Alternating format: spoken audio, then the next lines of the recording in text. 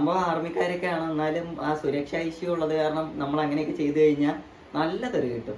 അവരവരുടെ ഡ്യൂട്ടിയാണ് ചെയ്യുന്നത്, അത് നമ്മൾ ഡിസ്റ്റർബ് ചെയ്യാതിരിക്കുക. നമ്മുടെ ID കാർഡ് കൊടുക്കുക, പിന്നെ പാസ്പോർട്ടും കാര്യങ്ങളൊന്നും ആവശ്യമില്ല. നമ്മുടെ ID കാർഡ് മാത്രം കൊടുത്താൽ മതി, നമുക്ക് സുഖമായിട്ട് നേപ്പാൾ ക്രോസ് ചെയ്യാം.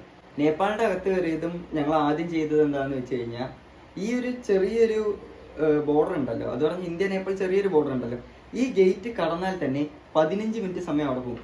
ഇപ്പം ഇവിടെ 2:30 സമയം എന്നുണ്ടെങ്കിൽ, ഉച്ചയ്ക്ക് 2:30 നേപ്പാളിൽ അത് 2:45. അപ്പോൾ ഫസ്റ്റ് ഞങ്ങൾ കണ്ട കാര്യം അതാ, ഈ ഒരു ചെറിയ ബോർഡർ ക്രോസ് ചെയ്തതും ഞങ്ങളുടെ ഫോണിലത്തേക്ക് സമയം മാറി, 15 മിനിറ്റ് കൂടിപ്പോയി.